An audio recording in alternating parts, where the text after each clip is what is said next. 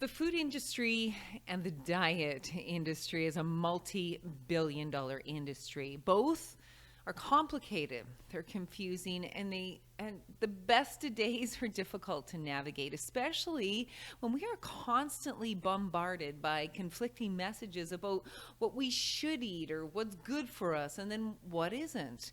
What was once considered unhealthy is suddenly no longer healthy. And then just think of the whole butter versus margarine debate that lasted for years and years, and then it changed, and then it went back, and then we're left thinking, what the heck are we supposed to be putting in our mouths? I think most of you know how important my health is to me. My husband and I just finished the 75 Hard Challenge, and never have we watched closer and researched more about what we're putting in our mouth, what's in it, and what impact it can have on our health and our body. I truly believe that food is medicine. It can also have the opposite effect on you, especially when balance is off in your life. So today, we are going to venture into the world of food and nutrition with the help from a specialist in this area. Erin Smandych is an expert in the area of culinary nutrition and advanced female metabolism with certifications in both specialties. She helps people achieve their health goals by getting them off the diet roller coaster and then help them focus on food and eating and nutrition. She is also the executive chef, founder, and creator of all the amazing recipes behind a new cafe that I'm absolutely in love with. It's called Masterlab, and it focuses on performance food. So today we are going to dig into what she will call the top 5 areas that women have the most questions about and who are struggling with their health goals. And it might not even be women, it might be people in general. But they're talked about, we're going to dig into them, we're going to demystify them and give you a really raw and educational information session today. Erin, it's always a pleasure to be across the table with you. Thank you so much for having me. It's great being here. Usually it's like when I'm eating your food and then I'm really, really happy. I love the passion that you sink into food and nutrition. And I will say this, that I love the messaging that you put out there on your social media channels. So let's just get that right off the top. If people are looking to follow you, where can they find you? Yeah, you can find me on Instagram at my name, at Erin Smandych. Spell Smandych. Smandych. And you can also find me, my website is linked there, but it's erinsmandych.com. Great place to find me. Okay. Something I love is you're raw and you're vulnerable and you're powerful with your posts. Like a lot of them you'll start, people, let's get real. You've taken that approach. I've really noticed a change in you. You're trying to communicate some powerful messages about food and eating. Can you give us what your messaging is to people about that? Yeah, I mean, I'm really passionate about nutrition and, like you said, food and the impact it has on our body. But I'm also really passionate about cutting through a lot of the misinformation that's out there. Because there is no shortage of information out there these days. There's tons of conflicting messaging. So really helping people, yes, understand the impact that our food is having, but also simplify, because in this day and age it can almost feel overwhelming to take care of our health at all, because we're just being bombarded with so much. So cutting through a lot of the confusion and BS that's out there, and yes, we want to focus on the impact of our food, but we also need to make it a whole lot easier on ourselves. I have done an earlier podcast with you, and I wanted to bring you back for your expertise and your opinion, but you know this because you've lived it. Absolutely. I used to struggle with nutrition and health for pretty much my entire life. Like, I was never terribly unhealthy, but I was never comfortable in my skin. I was never comfortable being able to consistently show up for taking care of myself, because I was making it so freaking difficult, and that perfectionism was really holding me back. So being able to now take not only the foundations of nutrition, but marry that with an ability to, be a little imperfect, to show up more for consistency, to find a balance that works for not just me, but every single client, because I work with people across a spectrum of needs. That's really my passion, is making it for real life. Before we dig in, I have to applaud you for the pizza nights that you post. This is something that's become a bit of a ritual for you and your boyfriend. Can you share that with us, what you guys do every Friday night? Yeah, pizza night has become a huge thing for us. It actually all started in the fall. We had gone for this really, really good pizza when we were on a trip in LA, and we were like, we should really learn how to make proper pizza at home. We never had, and it's such a great opportunity for us to get in the kitchen together. It's like this ritual of coming together after a long week. We catch up and we slow down. You know, so often our food is so like, Kate, throw it together, like move on with our lives. Pizza night, because there's so much that goes into making a good dough and learning, you know, how to nerd out on those things, slowing down, picking good ingredients. It's this really special time for us to connect over food and also be able to enjoy something that, like, let's get real, pizza's delicious, but be able to make it ourselves. Oh my gosh, it feels totally different on my body than, like, say it would to order pizza. Right. And just to have that experience together, it is special, because when I first saw you posting, I'm like, okay, wait, what? Pizza? But it's an important component of our health to recognize food just isn't just fuel necessarily. You know, it's this whole component. There's a social and emotional part, a connection piece of our food that also plays into our health, and we need to take that into consideration as well. Because I'll tell you right now, that pizza, it feeds my health just as much as all the vegetables I eat. And probably while you're having that whole experience, the serotonin levels are low. Exactly. You're feeling good. You're feeling connected. And you digest better when you're relaxed and in good company. I always tell my clients, I would much rather you eat like a food like pizza that you absolutely love, relaxed and in great company and connected, than be absolutely miserable, you know, forcing a plain salad down, feeling like crap about yourself. Like, that's not good for you at all. Because then the stress levels are high, you feel unsatisfied, and then you want to eat something else. Exactly. It's not going to contribute to better decision making down the line. Okay, so I wanted to set it up with that because you live it, you breathe it, you get it. But there are 5 areas that we are going to dig in today. And Erin is a wealth of information, and she knows the science behind these areas as well. So these are the areas we're going to talk about: carbs, keto, intermittent fasting, stress, and gluten. So this is what you're going to sit back and enjoy for the next hour or so. And we're going to begin, Erin, with carbs. Yes. And I'm that person. They scare me. Yeah, and that's so normal. It's like really a big part of the diet and health space right now to lean towards lower carbs. And I totally get it. I was there too. So I really want to kind of break down what carbs actually are, how they're actually impacting our body, and how to find a balance that's going to work for you. Okay. Yeah, so let's start with like what exactly carbs are. So carbohydrates are a macronutrient. Macronutrients are things that our bodies need in large amounts. So we've got our carbohydrates, our protein, and our fat. Those are our macros. So carbohydrates we get in our food in the form of sugar, starch, fiber, and carbohydrates are our body's preferred source of fuel. Every time we consume carbohydrate, it breaks down to glucose, and that is a really great way to fuel our bodies. Right. And I like breaking this down. I know it sounds really, really simple and basic, but like you said, there's a lot of fear around carbs. Yes. And being able to break it down to the basics of what they actually are can sometimes help alleviate some misconceptions. Because the thing is, carbohydrates don't make us gain weight. That's a really big fear around them. It's like, if I eat carbs, for sure, I will gain weight. Yes. And that's not the case at all. Excess calories make us gain weight. Carbohydrates on their own do not. So say you're eating, you know, the right amount of calories for your body.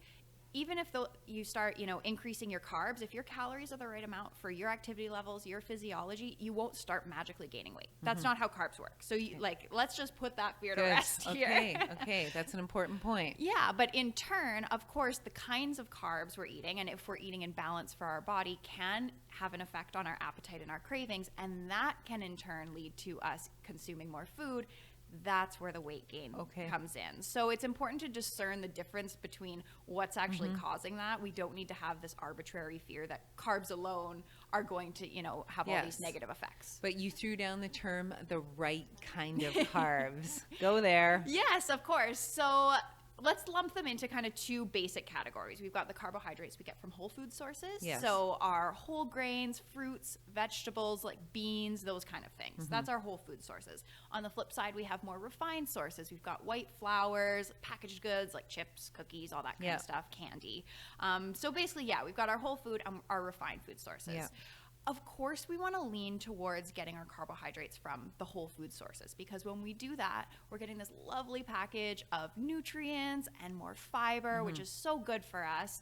And we're also not going to be spiking our blood sugar in the same way. So especially when we're eating complex carbohydrates, and these are the ones we get from whole grains, legumes like beans, root vegetables, those things don't tend to spike our blood sugar as quickly as the refined side. And when we have those steep blood sugar spikes, we also get steep crashes. And that's where we start to see, erratic cravings and hunger. Chronically, we'll start to see some inflammatory issues. So of course, we want to lean more towards the whole food side of things. But that being said, there can absolutely be space for your favorite treat still. And the reason I say that is because everybody's going to have their own balance. And what I see more often than not in my coaching practice is people tripping themselves up over perfectionism. They're like, I want to do it exactly perfectly, so I'm going to eat only, the whole food sources of carbs. But that desire for perfectionism is what really leads to self-sabotage and not being able to consistently show up for our habits. So that's why I like to say finding a balance that works for your body. Right. Can you give us some of your favorite carbs and why? The whole food favorite carbs away, because when it comes to chefing, you're the best. Some perhaps plates that you make that have them on it and things we can think about. Yeah, I mean, I absolutely love root vegetables. There was a time in my life where I thought potatoes were the worst thing in the world. Potatoes are amazing, okay? Potatoes are one of the most satiating foods that you can possibly eat. So if you like potatoes, especially I'll steam them up for my boyfriend in particular. He's a good Ukrainian boy. So he loves potatoes and sour cream. I swap out the sour cream for some Greek yogurt, lots of chives. Oh my gosh, we've got great protein there. We've got some great starch in there and super satisfying. So I love root veggies. I love oats. I love rice. But again, these are things that my body really prefers. And everybody's going to be different. Some people are going to be sensitive to grains. Some people are going to need more carbs than others. So again, it's coming back to finding your balance and also being able to, if you want space for the other things, understand what signals we're looking for from our body. So in terms of how do I know if this is working for me? Because that's the question I always get. I'm like, okay, that's great. I won't be scared of the carbs as much, but how do I figure this out? Okay, so the answer to that is? So we want to be paying attention to biofeedback. Biofeedback is basically what are the signals my body is giving me to tell me if things are working or not. So these are things like our appetite, our energy levels, our craving, our mood, our sleep, our digestion. How are these signals? Is your energy fairly stable? Is your mood fairly stable? Are your cravings relatively normal for you? Appetite relatively stable? All these kind of things. If they're feeling good and balanced, there's a chance things are working pretty well for you, because that's what we're looking for, is are those signals in balance? If those things are feeling wackadoo, so say, for instance, our appetite is kind of all over the place, or our cravings, like we're having intense sugar cravings, that could be a sign that we either need to dial down our carbohydrate intake overall, or if you notice that you're really leaning on the refined side, it might just be a sign that you need to make a shift to more whole foods. So that's a good sign. On the flip side, if you are having a hard time falling asleep or staying asleep, if your mood is really low, if you're feeling really depleted, especially having a hard time with your workouts and stuff, that can be a sign we need to boost your carbs. So those are the signs we're looking for, and that's how you can also determine between do I have enough whole food carbs in my diet? Is there space for some extra, good refined stuff in there too?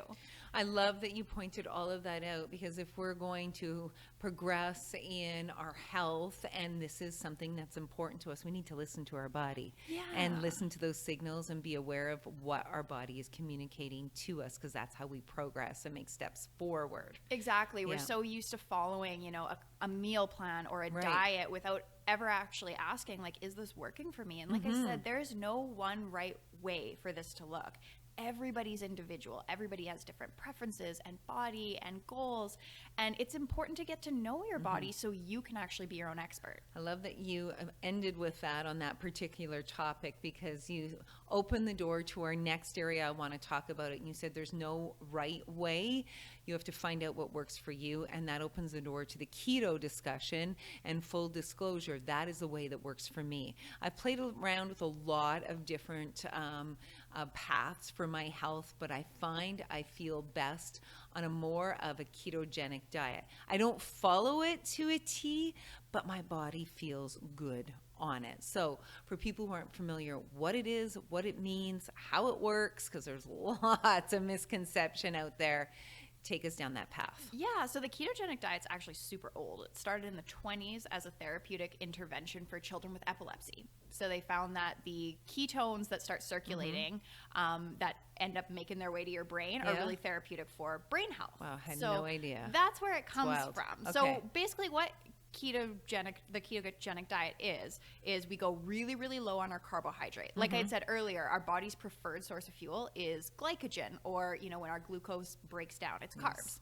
When we deplete our body of carbs, we don't have anything else to run on. Our body has to start making fuel in other ways. So this is where we basically start breaking down fat through a process, end up with ketones, and that becomes the fuel that we're running on. So some of the benefits that people enjoy from the keto diet are there can be some like weight loss or body composition goals around that, but I will, full disclosure, tell you right off the bat that the reason for that isn't necessarily because of the high fat. It's because we're cutting out an entire food group. So usually that's putting people in naturally a caloric deficit, and especially depending on the quality of their diet beforehand, if you're cutting out like a lot of packaged goods and everything, of course that's going to be beneficial. So it can be beneficial in that way.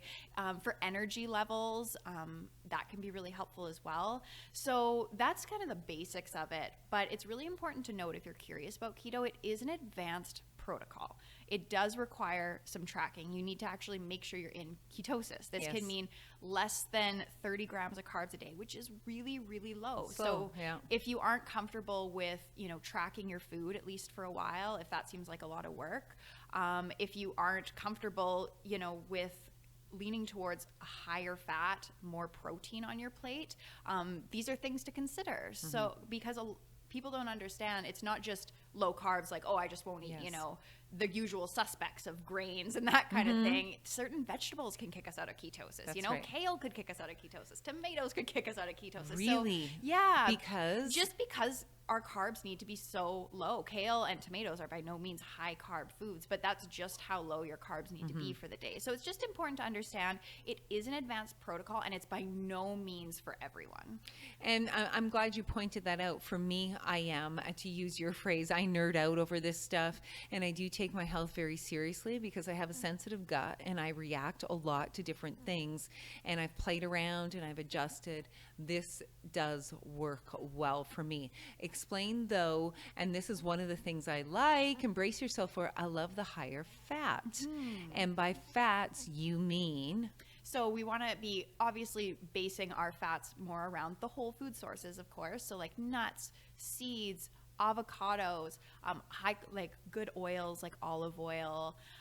Those kind of things are where we want to get our fats from. Some coconut in there. We don't necessarily just want to be crushing cream cheese and bacon all day. No, God, I would never go there. I don't think that'll make anybody feel like, good. My fat coffees in the morning get me out of bed. I'm so happy to go and have one of those. Well, they're freaking delicious. Right? I mean, come on. And that's one of the wins for me. But I do avocado. Love avocados. Yeah, so. And that's why it's really important to know our own preferences, right? Like if you're loving that, if you aren't feeling super restricted, if you're feeling like you have lots of energy and your cravings are, you know, nice and solid. Again, we keep coming back to that biofeedback. That's always a sign that it's working for you. And how I will with, you know, more, I guess, advanced clients who are really dialed into this stuff, it is fun to play with a little bit of a keto protocol and cycle it in. I do find it works well as a cyclical protocol, kind of dabble in it for a little bit and then ease out a little bit, because that helps with metabolic flexibility. Right. But it's definitely not for everyone. It's not for you if you don't run well off fat, because lots of people do not, especially if you've been on a low fat diet for a long time. It took me a while to adjust, and my guts were not happy initially. Yeah, so it's important to know that. And like I said, it's definitely not a must must do for health, and it is a little bit more advanced. So if you're struggling with the basics, as in you aren't consistently, able to show up for the basic health habits like good hydration, good sleep, getting the veggies on the plate, like generally taking care of yourself, don't go for keto. No, it's totally it's complicated. unnecessary. Focus on getting your basics down first. And it's also, are you coming at keto from a place of like, oh my gosh, I need some help, like I'm desperate, and it's this fear-based place? Or are you coming at it more like, I'm really curious of how that would work for my body? Totally different energy, and it's going to really affect the way you look at the protocol. If you're really fear-based, it makes it hard to tune into your body because you're so in your head trying to figure out, like, what is the solution for me? Exactly. And you're like, what's the next big thing and the next big thing? And maybe this will be my magic bullet. Yeah. But for me, it was more the curiosity of trying to get my gut health balanced and feeling better. And like I said, sometimes it's like a teaspoon or tablespoon of avocado if I'm like hungry, and it just satiates me. Like it's so yummy. It's kind of buttery. It's kind of everything. You can tell I love it. So it's really, really served me well. But and that's the perfect part is being able to just be curious about it. If you want to give it a try, give it a try. But by no means do you have to follow it if it doesn't feel good for you. It should always come back to what feels best for your body. And if your energy levels are low and that's what your body telling you, like low carb for me personally doesn't work well at all. I feel even if I sustain it for a longer period of time to kind of get over the hump of, I just find that doesn't work great for my body. I do feel really depleted. My mood gets really low. So it's all about understanding our own bio-individuality. Okay, so on that note, I'm going to open the door, and I'm just using myself as an example because I've played around with these things, to intermittent fasting. And there's a lot of misconceptions about what it actually is. People think it's not eating, but it's way more intense than that. And the reason I went down this path, again, I was curious, and what was happening to me is I get up in the morning, and I was one of those people programmed that there's no bloody way you can go and do your workout without food in your gut in the morning. So I would always eat before I would work out, but then I would have this horrible pain when I'm on the treadmill, and it felt like heartburn, and I couldn't figure it out.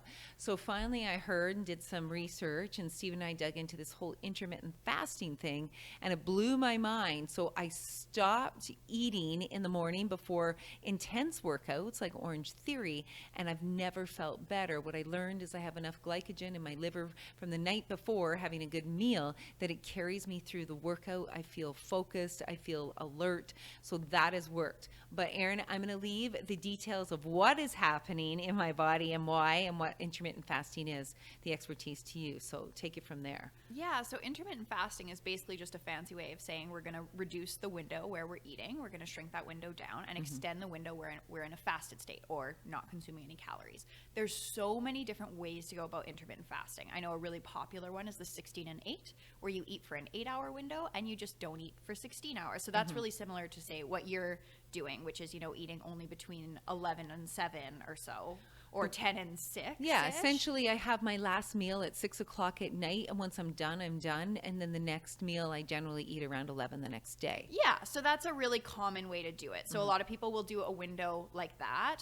Other people will only fast a couple days a week and get benefits from that. There's also extremes where you're doing, 1 to 2 day full fast, but you're only doing those once a month. So there's all sorts of different ways. Hold on that. I'm going to interrupt you on those days that I know I hear a lot of people talking about those 1 or 2 days a month where you fast all day. What are the benefits of that? So when we're looking at intermittent fasting protocols, we're kind of looking for the same benefits, no matter whether you are doing those 1 or 2 day fasts versus the daily kind of extended fast. And those benefits are what? So potential benefits with intermittent fasting can be around energy levels. It can be around human growth hormone production. It can be around our body's ability to repair and recover from things. So there's all sorts of jobs that our body does when we're not digesting food, and fasting extends our ability to do those. There's also potentially interesting things on the caloric restriction side of it. But again, I keep saying potentially because these are not robustly done studies. And I always like to clarify that with clients. So that's why it's important. Yeah, get curious, get the information, try it for yourself. But by no means is this like, this is the way you have to do it, because these are small studies. They're very interesting, and so it's really fun to play with and see if it works for you. Like you said, it gives you lots of energy, feels great on your digestion. And it can be helpful for some people with body composition because it does naturally restrict our eating window. So if you're cutting out a meal and you're not necessarily replacing those calories during your eating window, that can be a natural way to kind of have your calorie restriction as well. Isn't it good, though, at times to give your digestive system a bit of a break? Absolutely. So what I like to say, because again, we're going to keep coming back to this, but different things work for everybody. So sometimes intermittent fasting won't work, just depending on, especially with your hormonal profile, your preferences, your schedule. I've worked with people before who have shift work where intermittent fasting just is not going to be a possibility for them. But there are ways to still get benefits of having a break in your digestion, like even having just a shorter window, like start with 12 hours, you know, just don't eat after, you know, dinner or whatever until breakfast the next day. Because a lot of times we mindlessly snack at night and don't even realize, right? Yeah. So that can be one way to get some benefits, giving your digestion a break. And if you are curious about pushing that fast a little longer, do it in stages, especially for my ladies out there. Yeah. Our hormone profiles are sensitive. So you don't want to go from, you know, never having tried a fasting window at all to going 16 to 18 hours. Like that's going to make you feel terrible and ravenous, and it's going to up your cravings big time. Okay. So start with that 12 to 13 hours and push it a little, see how it feels. And keep in mind, there's a difference between discomfort and like pure ravenous hunger. So it's normal if you're used to eating breakfast to feel like a little bit hungry when you're first starting to push a fast. Right. But if you're feeling ravenous, you feel like you can't get satisfied, that's a clear sign from your body that you've pushed your fast too far. Okay. Please eat. Okay. I get that. So, but what will it do to hormones for women? So it throws us out of balance. Again, we're always looking at this biofeedback. So it can put our body basically in a stressed out state. And we'll talk a little bit about stress in a minute. Yeah. But it's basically increasing stress on our body, which has a cascade of hormonal effects that's going to not be great for how we're feeling. It's going to have our appetite really up. It's going to have our cravings up. We're going to feel lethargic. We're not going to have as much energy. You might be moody. So these are just things we don't want. And like I said, intermittent fasting, there's some super interesting things about it and can feel really good. But if it doesn't feel good for you, don't stress about that either. Right. Do men go through that, what we go through? No, I mean, it's not that men don't experience anything around stress, but they're definitely a lot more resilient because they're not meant to support life, right? Our bodies are meant to be able to childbear, and that's why we're so sensitive to these things versus men. Like they can go and just try a 24-hour fast and be like, oh, that was fun. Now I'm ripped. Right? Thank you for saying that. And it's with all due respect to men. I adore my husband. I know you adore Dawn. But like, let's get real. I just find when they attempt certain things like this, they don't have all the other, so I don't want to say side effects, but just complications or challenges that we have to go through when we're dealing with our hormones. It's really true. They're big jerks about it. Totally kidding. But it is, they just have a different hormonal profile. Like women aren't just small men. We're actually totally different things in terms of our biological wiring and makeup. So it's important to keep that in mind with any of these things when we're making changes, when we're trying new protocols, whether it's fasting or keto, whatever, to keep in mind that we need to feel balanced first, because our body doesn't give a crap that our mind is thinking, oh, this is what, you know, she's doing, so that's what I should be doing. Your body doesn't care. Your body's going to respond how it's going to respond. So it's really, really important to honor that. One final question before I leave this topic is, how important is the food we're putting in our mouth when we actually break the fast? Because what I've wanted to know is, will a fat coffee break the fast? So fat coffee is used really commonly with intermittent fasting because it's a way to kind of extend a fast in a way. Okay. So technically we are breaking a fast with a fat coffee because we're consuming calories. Anytime we consume calories, the fast is broken. But what we're doing with a fat coffee, when it's pure fat, we aren't getting an insulin response, as in our blood sugar isn't spiking at all. So our body's still getting some of those residual benefits of the fast, even though we are getting a little bit of calories. So it can kind of fill us up like a fatty coffee, especially if you're using 1 to 2 tablespoons of fat. That will kind of satisfy you, allow you to stay kind of in a fasted state a little bit longer before your actual first meal. But it is technically breaking the fast. Okay, well, I'm a big cheater. I will say that because I break the fast every day with my fat coffee, but I wouldn't have it any other way. It works for me, and I've discovered that through the journey. Okay, my next not favorite topic, and I am so guilty in this department, is stress. I, for the majority of my life, have carried extremely high levels of stress. At night, many times it's hard for me to shut my mind off, and my mind races, and I'll wake up in the middle of the night and then I can't go back to sleep. And Erin, you've really helped me in this education process of just how bad stress is for us and how it can impact our body and our metabolism. So let's dig into stress and its impact on us. Yeah, I think sometimes we give sort of a cursory glance to stress, like, oh, I should probably meditate more, or like, things like that. But it actually is a pillar, a foundational thing of our health. If you're going after health goals, it's not just diet and exercise. Those are actually secondary things to our stress levels, because our stress levels are going to dictate everything. Like you said, it's going to impact how our metabolism responds. If we are under extreme stress, our metabolism constrains itself because it doesn't want to have to do any extra work. Like, we're wired to be able to be still and fed. So if we're constantly stressed, our metabolism is going to adjust. Our estrogen and progesterone are going to start to get wackadoo, which in turn affects our cortisol, and this affects our serotonin and dopamine levels. There's a whole cascade of effects that happens when we're under chronic stress, and that's an important differentiation.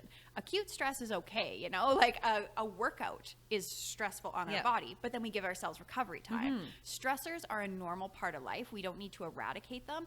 It's being able to allow ourselves adequate recovery time in between those stressors so we don't end up in this chronically stressed state. That's where we start to see issues around slower metabolism, more inflammation, all those kind of things. Okay, talk about what cortisol is. So cortisol is our stress hormone. And again, a little bit of it, like, cortisol is a helpful hormone. It has a job in our body. So it's not to say we want to eliminate cortisol responses. They're important for even just waking us up in the morning. Our cortisol should be high in the morning, but we don't want it chronically elevated, because that's where we're getting all those effects that I mentioned, where, our brain health is starting to be affected. Our metabolism is starting to be affected.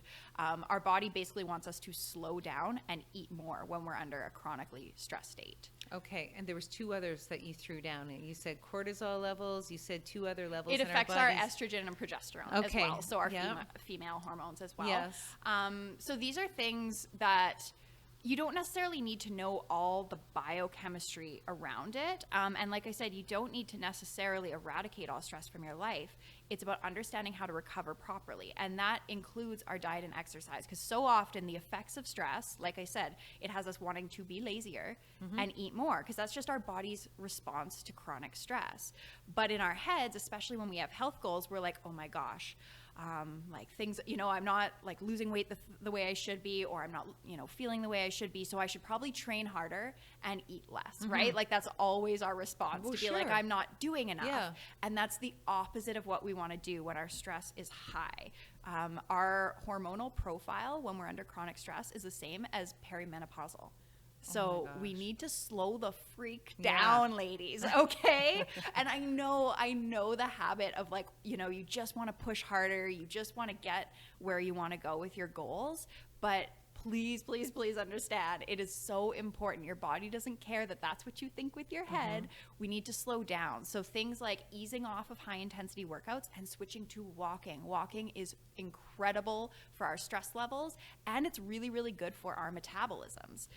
So I'm going to hop in right there, because you told me that a couple of years ago, because I was that woman that, like, post baby, I'm like, I think I should do a cleanse for like 14 days and calorie restrict and increase my HIIT workouts. And you kind of grabbed me by the shoulders and said, what are you doing? Yeah. Like, stop. And when you told me to go for a walk, I thought you were freaking nuts, because I'm thinking, Erin, like, you're talking to the girl that does high intensity interval training. Like, that's my jam. That's what, like, fuels my soul and my brain and my hormones, and you want me to go for a walk?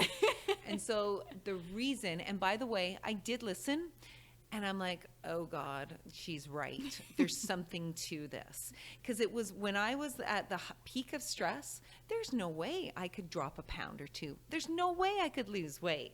But it was when I brought everything down to a much more relaxed state, and then went for a walk, that the scales started to move, my mind started to relax. The results were mind-blowing. to me. Yeah, So and- go there as to the why behind that. Well, yeah, and I have so many clients who are in the exact same situation where they're like, what do you mean I shouldn't, like, I need to work out more, I need to work out more. Walking, like I said, not only helps lower our cortisol levels, but it actually does move the needle in terms of our metabolism as well. And that's why I like to bring up the sciencey piece of our metabolism, because like you said, there's that pushback, right? Yes. So walking actually has an amazing benefit for our metabolism. When we look at the effect on our metabolic rate, as in how much we burn each day, there's two different components in terms of the way we move. There's the exercise component of our metabolism, and there's the movement, which is just like, walking to your car, picking up the groceries, playing with the kids, just general movement. Exercise component of our metabolism, the exercise piece only contributes to about 5% of our metabolic rate. Seriously? Yeah, it's 5%? not very much. And that's why whenever I have a client who, for whatever reason, maybe they're sick or they have to take some time off for the gym, they freak out. I'm like, don't freak out, man. It's not as big a deal as you think. Whereas the movement side accounts for 15% of our metabolism. So literally getting our steps up, moving more, park further away, take the stairs. People are like, oh my gosh, that's the most boring advice I've ever gotten. But this stuff works. It does affect your metabolism. It brings your stress down. So if you feel like you can't fit in another workout, don't. Go for a walk. Okay.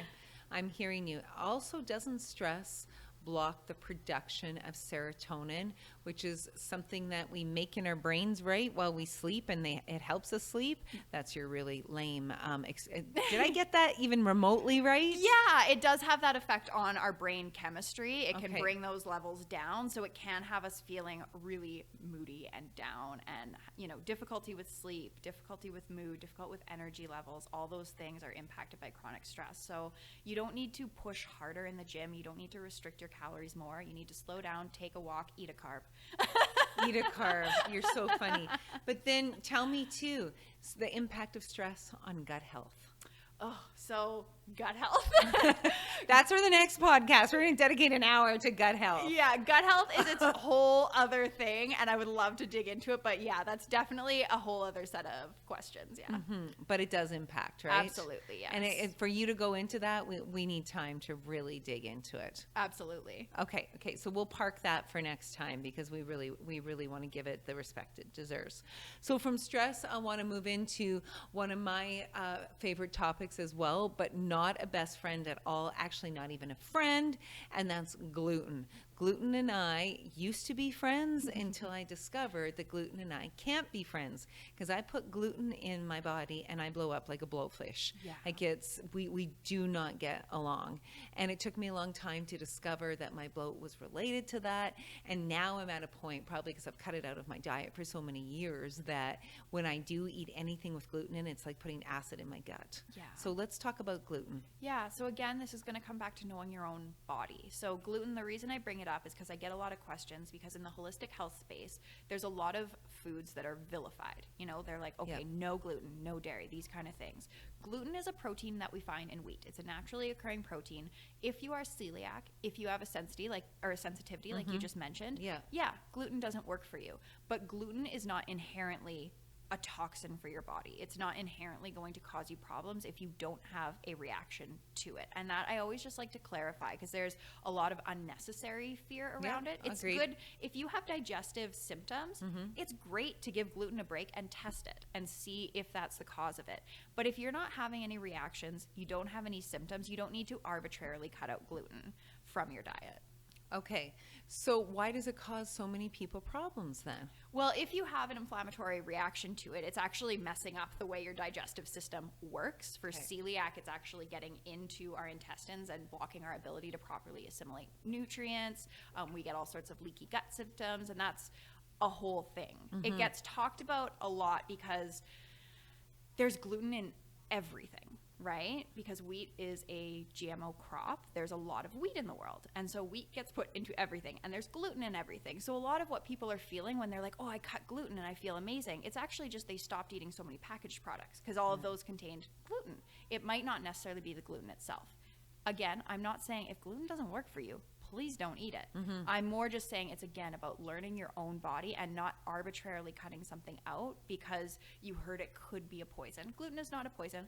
I do okay with gluten. I prefer it in forms, like if you're somebody who is a little bit nervous about it, it can be good to get it in fermented forms. Like a really good loaf of sourdough helps break down and digest those gluten proteins a little bit better. When I make pizza dough, that's a fermented way of doing it, and I find it so much better on my gut than eating, say, takeout pizza. Yeah, exactly. So there's different ways to play with it, and of course, if you don't want to include it, don't include it. I just always like to throw it out there. If it's something that you're stressing over, you don't necessarily need to.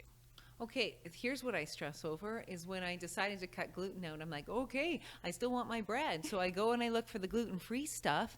And Erin, I can't even pronounce half of the words that are on the ingredient list. What are they? It's like, to me, in my uneducated experience when it comes to these things, I look at these labels and I read all labels and I'm like, this is insanity.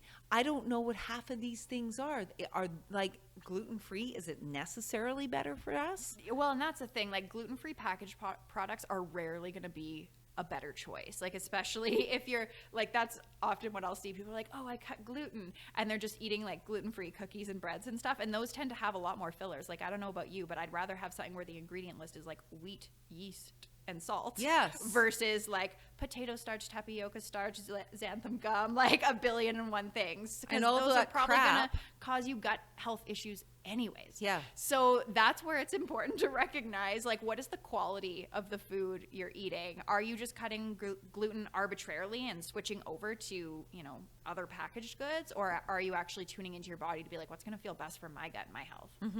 One thing I want to ask you about, and I don't know if you'll know the answer because it's not that it's here, but where I can tolerate gluten-ish is when we travel to Italy and I eat their homemade pasta and I have their bread. I don't seem to react the same way. Why? What magic ingredient are they using? So I'm not the expert on this one, but I have heard that anecdotally from many people. They do have a different wheat crop in Europe. They don't have GMO wheat in the same way, so the protein can look differently. Again, these are just anecdotal things. I'm not giving you straight science facts. No, but here. I'm curious. But that's what a lot of people say, and also just the quality of the ingredients. Like I said, there's a big difference between having this beautiful loaf of sourdough that's been made with just wheat, water, salt, versus what we might get in a grocery store, which has 1,000,001 ingredients. So that can be the difference too, is just the quality of the product, the number of ingredients in it, and it also could be a different strain of wheat as well. Okay, thank you for going there. I know, because I know you don't have the hard science and you love the hard science. I do. All those extra ingredients, that's just preservatives, isn't it? For the most part, it can be adding flavor, it can be adding color, it can be adding texture. There's all sorts of things that these ingredients can be added for. Is our food I gotta ask this, is it really messed up? Because I wonder if a lot of our health problems are directly related to some of the packaged goods, because that's another big change my husband and I made. No more food from a package. It's from the ground. It's stuff that I make bread. I make my mother's bread all the time. The kids love it.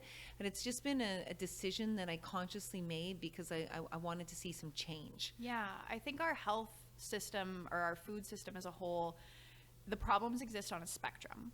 For those of us who can, lean towards more whole foods, of course, that's going to improve our health, and our reliance on packaged foods is messing with our biofeedback. Yeah. It's messing with our balance. But on the other side of the spectrum, there's people who don't even have access to whole foods. There's entire food deserts where the only affordable, accessible food is packaged foods. And that's where it's a holistically broken system. We don't have access to the foods we need to feel good. And then there's people, going on wellness blogs being like, oh, if you aren't living off purely whole foods, then you can't possibly be healthy. How is that helpful to somebody who can't even afford or access it? Yeah. So there's many pieces to that conversation. Thank you for holding that space and pointing that out, because, and this is the other thing that frustrates me about that whole conversation, is the whole foods are just so much more expensive. They are. And that's so broken. It is, and that's such a problem. Like, these foods need to be available. Like, of course, we know whole foods make us feel better. Yeah. People need more access to them. They need to be more affordable. That needs to actually be an option for the majority of us, not a luxury. Wellness should absolutely not be a luxury. I agree 1,000,000%. I want to wrap up this conversation and by congratulating you on the opening of Masterlab. It's a cafe in downtown Edmonton, and you are the mastermind behind all those recipes. What's the philosophy attached to Masterlab? I love being able to combine the holistic nutrition principles and the way that our food fuels us and can be medicinal and healing and performance enhancing with delicious recipes. Like, I love good food, and being able to marry those principles is a huge passion of mine. So being able to put that into a menu with Masterlab and really fuel people who they give a crap about what they're putting in their bodies, and they want it to taste really freaking good. And people who need to, they need to feel their best, whether it is an athlete or a creative or a CEO or just somebody who really wants to perform mentally and physically at their absolute best. That's who the menu is meant for. Anybody looking to take care of their health, but it has to be good. It has to be good. I agree, and all of your food is off the charts. But one of the things I love so much about you is just that you marry science and taste so well. And that whenever I ask you, like, oh my gosh, I love these avocado brownies, or oh my gosh, this is an amazing recipe, you can always give me the science behind it and say, well, this is doing this for you, and if you add this in, like, you always have those ingredients that there's a science behind every recipe you have. Yeah, food and flavor is like alchemy to me. Like, it's a really fun, creative experiment, and that's how I kind of go at all my cooking.